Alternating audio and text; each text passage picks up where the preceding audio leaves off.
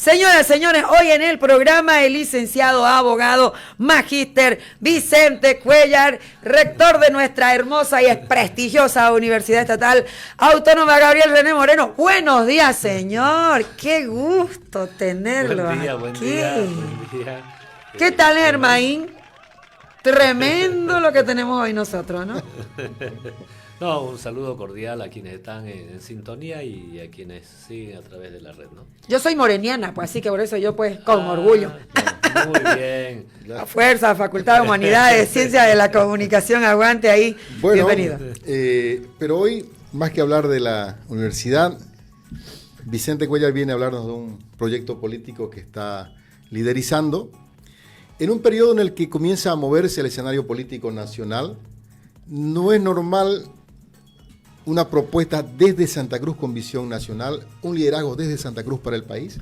Y hoy Vicente se ha atrevido a hacerlo. Hace una semana ha lanzado en la ciudad de La Paz, con acompañamiento de sectores, liderazgos del occidente del país, y ha propuesto un cambio 25, le ha llamado al proyecto. Buen día, Vicente, gracias por acompañarnos. Y si puedes un poco contarnos en qué consiste esta propuesta para Bolivia. Gracias, Germain. A ver, en realidad nunca pensamos estar en política partidaria. Nuestro objetivo era seguir trabajando por la universidad, obviamente sin pensar en una reelección, sino que a veces creo que los tiempos de Dios son siempre perfectos, ¿no? Ocurrió un problema en Santa Cruz que tuvo connotación regional, nacional, como fue el tema del censo. Por esas cosas de la vida, permitieron que la universidad encabece como representantes de este comité interinstitucional. Entonces, algo que parecía que no se iba a agravar, pero no había necesidad también de llegar a esos extremos, a un paro de 36 días, porque era una obligación del gobierno realizar el censo de población y vivienda. Es más, la ley establece que los censos de población y vivienda deben realizarse todos los años terminados en cero, es decir, debería realizarse el 2010, 2020, 2030. Lamentablemente, un gobierno que no cumple la ley ni la Constitución nos empuja a un conflicto de carácter nacional. En ese momento, bueno, la discusión ustedes ya la conocen, pero ¿qué permitió eso? Hacerme conocer a nivel nacional. Yo, donde voy, me conocen como el rector. No me conocen como Vicente, hay que cambiar la marca, ¿no? Eso es otro proceso y otro trabajo de marketing. Me conocen como el rector. Entonces, y en esa visita que hicimos a todos los departamentos, escuchábamos primero mucha molestia del ciudadano de a pie, ¿no? Que quiere trabajar en paz, que quiere vivir en paz, que quiere que se les respeten sus derechos fundamentales. Y me empiezan a decir, oiga, ¿y por qué no nos organizamos? ¿Por qué no planteamos una alternativa? Y ahí nace todo. Y el día martes 21 de este mes presentamos este movimiento ciudadano para el cambio, denominado Cambio 25. Y el 25 no es porque las elecciones se van a llevar a cabo el 25, sino que expresa el bicentenario, ¿no? Y nosotros consideramos que en este bicentenario debe empezarse a escribir una nueva historia en este país, con nuevos actores, con nueva propuesta y con una visión nacional. ¿Hemos cometido errores desde Santa Cruz? Sí, hemos cometido, ¿no? Tuvimos una visión de repente muy regional, nos hablamos entre nosotros, pero de los errores se aprende y de cada error uno siempre saca una enseñanza. Y aprendimos de que nosotros debemos tener una visión nacional, por eso lo lanzamos desde La Paz, desde el Centro Político Nacional, y creo que ha tenido una repercusión muy positiva en el occidente. Obviamente que uno no es monedita de oro y no va a esperar siempre halagos o adhesiones.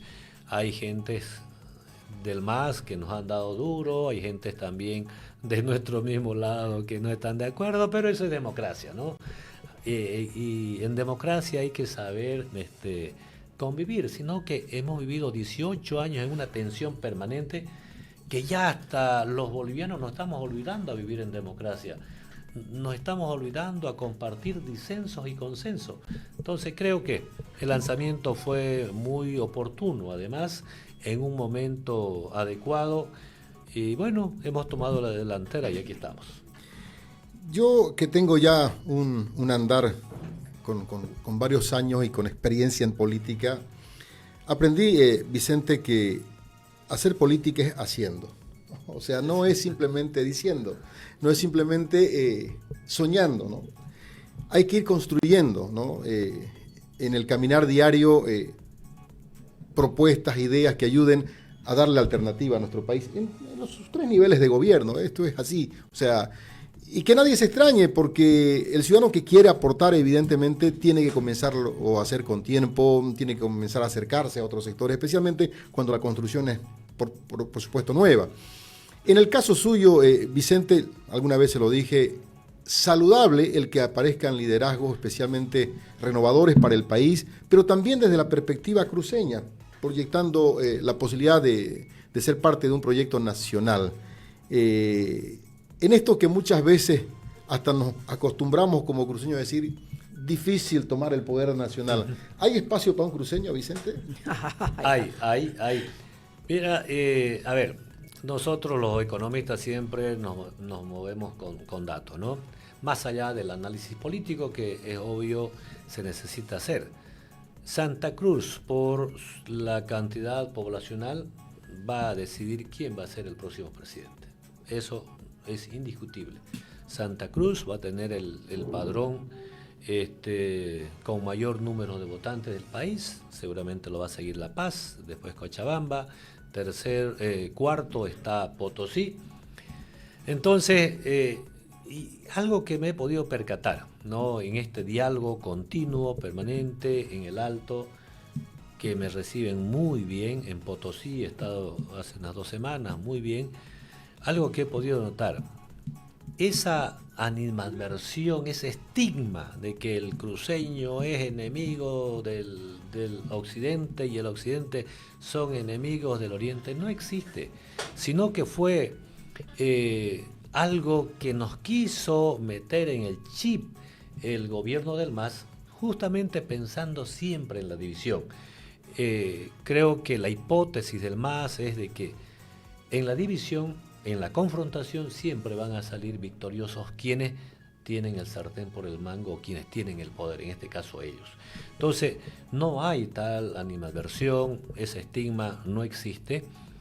Y si bien a veces la gente todavía te mira con desconfianza, pero todos están expectantes qué hace Santa Cruz. Santa Cruz, indudablemente, más allá del protagonismo económico e industrial, ha cobrado un protagonismo político.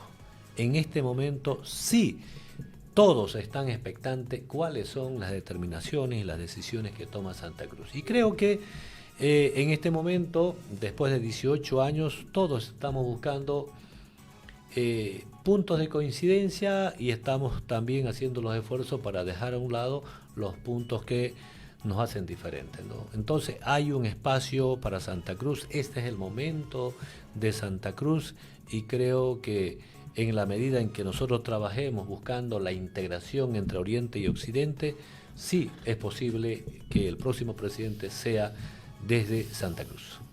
Si bien el proyecto y la propuesta de Vicente seguramente incorpora sectores nuevos, liderazgos nuevos, va a contemplar la posibilidad de alianza con actores que también forman parte de la historia política de nuestro país. Algunos de ellos incluso están en la expectativa de presentarse como candidato.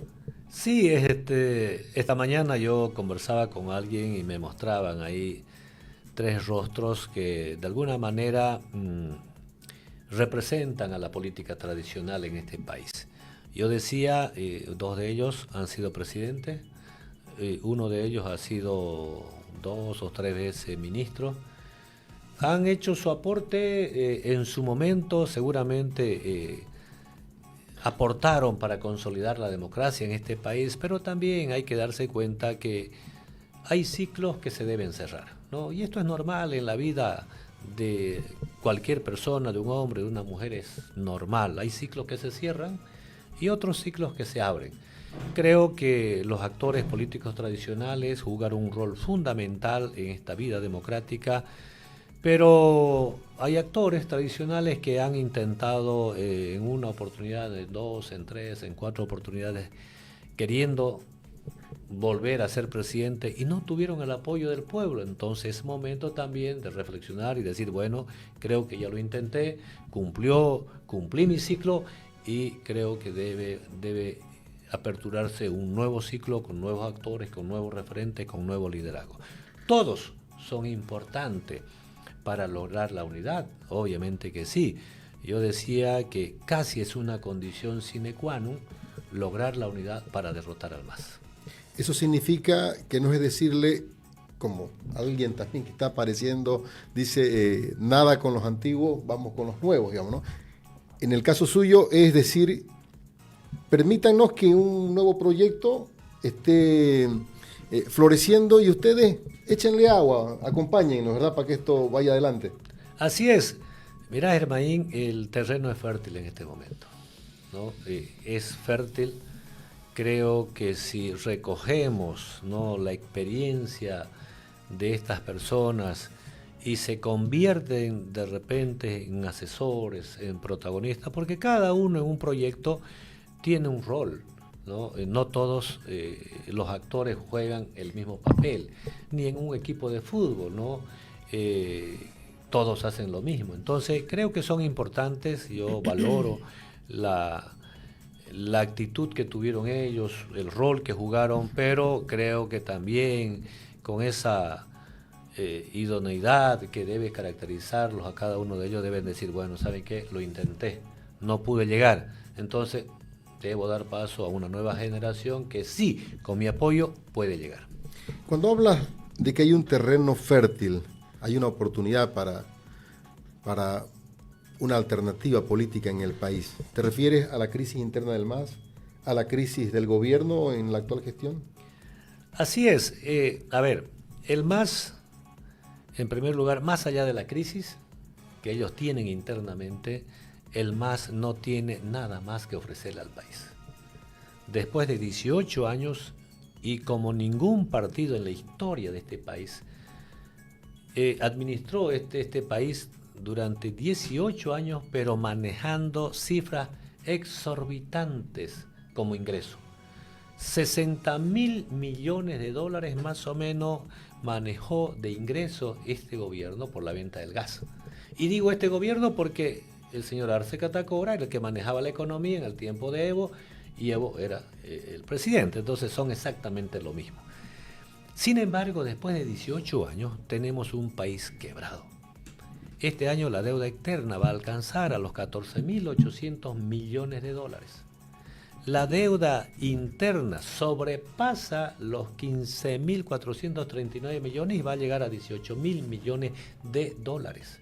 Las empresas que creó este gobierno, creó 36 empresas, 30 de ellas le deben 42.000 millones de bolivianos al Banco Central.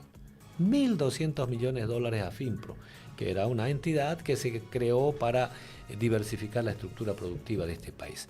¿Qué tenemos? Un país quebrado. Esa es solamente la deuda. Pero en contrapartida, no hay divisas, las reservas de oro se agotaron, se monetizaron los derechos especiales de giro. No hay ninguna alternativa en este momento de lograr una diversificación productiva. Esa Suiza que nos ofreció el gobierno del MAS en su momento, saben que esa Suiza está en quiebra en este momento. Esa Suiza no existe. Esa Suiza persigue a los que piensan diferente. Y ahora el presidente, no sé con qué cara habla de que Bolivia es un país de la industrialización con sustitución de importaciones. ¿Dónde está la industrialización? Si se acabó el gas y no hay ingresos para el país. Y aún así, este gobierno es el principal enemigo del sector productivo en este país. En esta perspectiva, Vicente, como decía el Chapulín, sin querer, queriendo, no te has mostrado todavía como el candidato, pero has comenzado a hablar como candidato. Y eso es importante la construcción de un proyecto. Has hablado de achicar la estructura del Estado, disminuir ministerios. ¿Estás ya trabajando en una propuesta para el país en esos términos de replantearnos un nuevo manejo económico, de achicar el déficit fiscal, de incrementar ingresos, de diversificar la economía? Así es cierto que yo de repente por ahí se confunde, hablo como precandidato, pero yo he dicho públicamente que soy un articulador de este movimiento ciudadano, porque este movimiento ciudadano no tiene caciques, no tiene jefe y no tiene caudillos. En su momento seguramente se va a elegir a los candidatos y serán aquellos que generen consenso y que generen también cierta unidad dentro del movimiento ciudadano y dentro de todos los bolivianos. Nosotros el día martes 21 hemos puesto en consideración del pueblo boliviano 5 desafíos que van a estar insertados dentro del programa de gobierno. Uno de ellos, el primer desafío, es luchar por tener una justicia transparente e independiente. Y dentro de esa línea hemos planteado la eliminación del Ministerio de Justicia, porque consideramos que es el ente burocrático causante de la crisis judicial y de una mayor corrupción en los administradores de justicia. Dentro de esa línea hemos planteado la modificación de algunas leyes y hemos planteado de que se debe modificar la ley ¿para qué? Para que aquel administrador que actúe o que falle al margen de la ley y de la Constitución Política del Estado debe tener una pena privativa de libertad de 30 años sin derecho a indulto. 30 años sin derecho a indulto para los violadores, para los ecocidas, para los narcotraficantes, para los corruptos. Es decir, hay que trabajar en serio y hay que dotarnos de los instrumentos legales para sentar las bases de un nuevo país. El segundo desafío que nosotros planteamos es la creación del Ministerio de Emprendimiento. ¿Y esto por qué nace esta iniciativa? Desde la universidad nosotros manejamos las estadísticas y resulta de que el 60% de los bachilleres que salen en este país no tienen ninguna opción de entrar a una universidad pública y tampoco entrar a una universidad privada.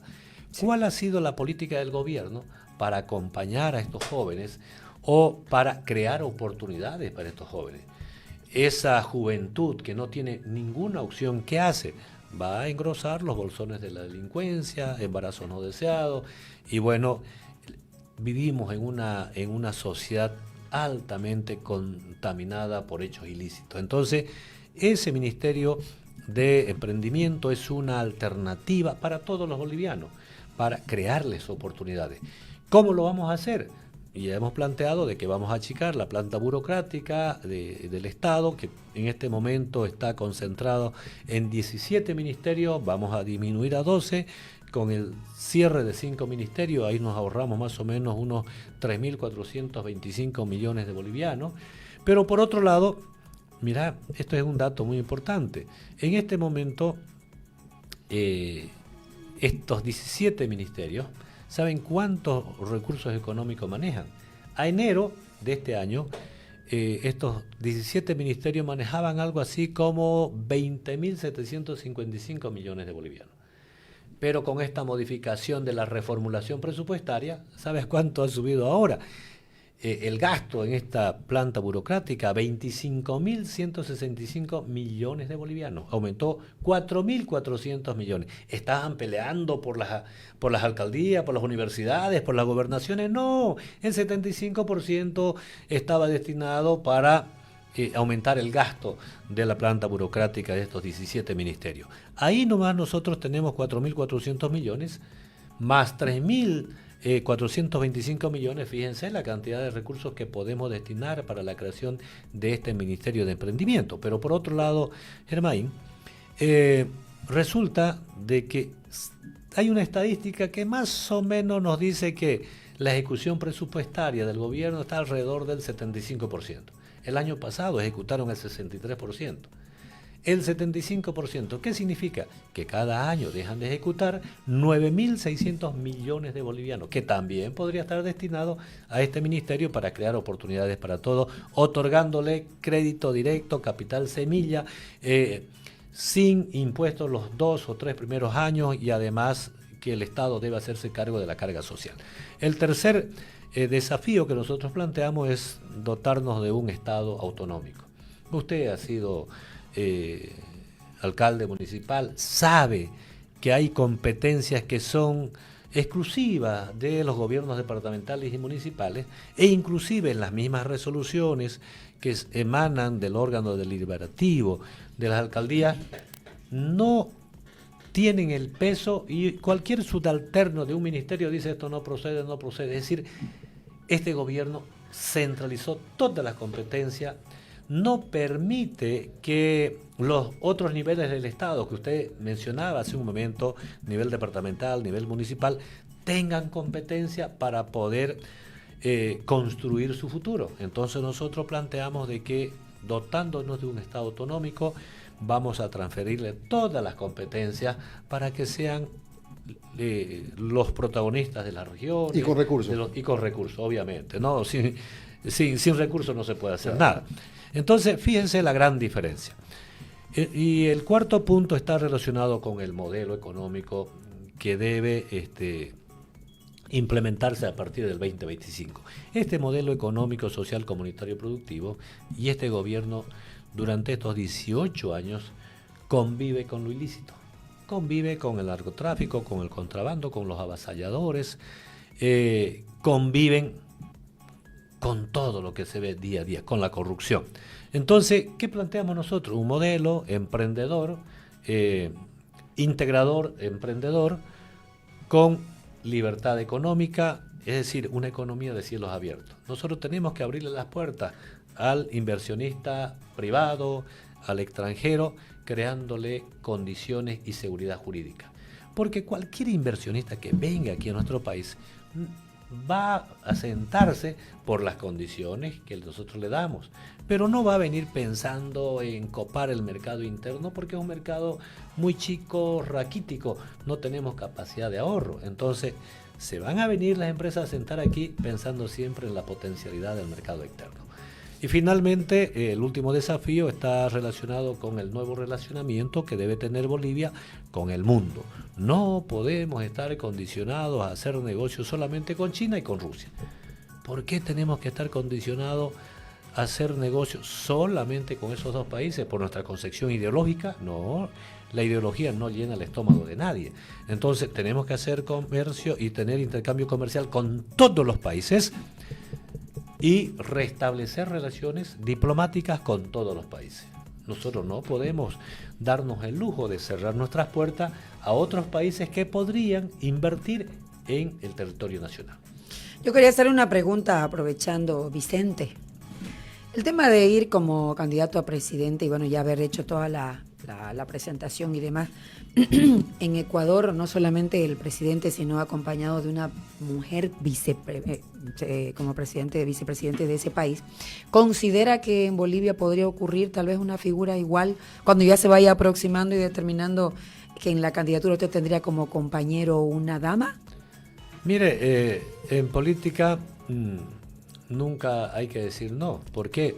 Porque no es la persona la que debe definir quién acompaña, sino que debe ser seguramente el consenso que genere esa persona. A mí me parece muy interesante de que pueda ser una dama que acompañe un binomio. Parece que ha sido como que infectado a todo lado, porque el copia sí, Argentina pero, también. Cada momento es diferente. No, inclusive en el mismo país cada momento es diferente y cada realidad también es diferente. Argentina tiene su idiosincrasia, Ecuador también, nosotros somos diferentes aquí a todos, tenemos nuestra propia idiosincrasia. Entonces yo no comparto a veces de que hay que copiar exactamente lo que ocurre en otros países. Mire, nosotros los economistas sabemos de que la privatización, por ejemplo, en Chile dio muy buenos resultados. En Bolivia fue un fracaso. ¿Por qué? Porque es otra realidad, es otra vida.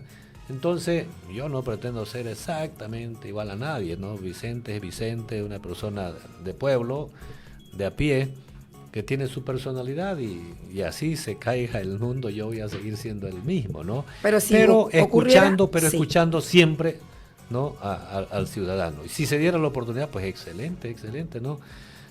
Las mujeres han demostrado las potencialidades que tienen, la capacidad que tienen, y vivimos un momento donde ya el sexo femenino en números está ¿Y sabe por qué se lo digo? Porque hoy justamente en portada de un periódico, de manera escandalosa diría yo, en la portada dice que Santa Cruz lidera a nivel nacional el epicentro de la violencia intrafamiliar a nivel nacional. En una estadística demuestran que es Santa Cruz, donde las familias son, bueno, todo esto que conlleva, ¿no? Los feminicidios, los niños, por otra parte, los de la tercera. O sea, el núcleo familiar está hoy más que nunca. Y bueno, creo sobrecae la responsabilidad de nosotras las damas, ¿no? Mire, el 60% de las personas, de los jóvenes que estudian en la universidad son mujeres. Pero hay un tema también que nosotros no tomamos en cuenta, no lo visualizamos. Decimos Santa Cruz, sí puede ser Santa Cruz, pero ¿por qué se da esa violencia a veces en el núcleo familiar? ¿Saben por qué? Porque como nunca en la historia hay miles y miles y miles de bolivianos que han tenido que emigrar a España, a Estados Unidos, a la Argentina, han dejado a su familia, han dejado a su esposa, a sus hijos. Es decir, el núcleo familiar se destrozó, ¿no? ¿Por qué? Porque esa gente no encontró oportunidades aquí en Bolivia y tuvo que emigrar abandonando a su familia e irse a buscar la vida en otros países. Entonces, eso es un tema que también nosotros debemos analizarlo. Yo me molesté el otro día y saqué mi Twitter cuando el presidente dijo, hemos roto un récord en Bolivia, los ingresos por remesas internacionales batió récord en mi país, porque la gente confía en Bolivia. Mentira, ¿saben por qué batió récord? Porque como nunca hay miles y miles y miles de bolivianos, millones de bolivianos que han dejado su tierra, han dejado su región, han dejado su núcleo familiar para ir a buscar mejores oportunidades afuera. Y hoy también la portada indica eso, que somos récord en remesa, y justamente el mismo análisis lo comparten ustedes, porque Germain decía lo mismo, la portada debería ser los bolivianos que se van, porque aquí no han encontrado qué más hacer. Posibilidades. Pero estamos con el tiempo cumplido. Ay, cierto. Sí. Yo soy la que tiene el sono y es usted el que se da cuenta. Sí. Yo le quiero agradecer a Vicente la gentileza de acompañarnos en esta construcción de una propuesta para el país. Hay mucho todavía que comentar, que decir, así que quiero comprometerlo para otra oportunidad, que nos acomodemos a la agenda y podemos tenerte acá, Vicente, para seguir hablando de este tema. Gracias, Germain. Me olvidé su nombre. Gabriela. Yo les agradezco. Mire, yo creo que esto recién empieza, comienza, ¿no? Y lo primero que hay que hacer, sin lugar a dudas, es buscar la unidad aquí en la región. Aunque en la región a veces es más difícil lograr la unidad, ¿no? Porque la gente vive con una tensión de que si uno no habla lo mismo que ellos hablan, ya se convierte uno en un adversario. Pero lo positivo es que creo que en el resto del país hay muy buena acogida. Yo estoy seguro, sí, que Santa Cruz también poco a poco se va a ir logrando la unidad. Y ojalá, no se va a lograr nunca la unidad total, pero si se logra una mediana unidad desde Santa Cruz, sin lugar a dudas que el MAS no va a tener ninguna opción para el 2025. Muy bien. Gracias, estimado Vicente. A la pausa, señoras, señores, fue la entrevista. Al corte, ya retornamos.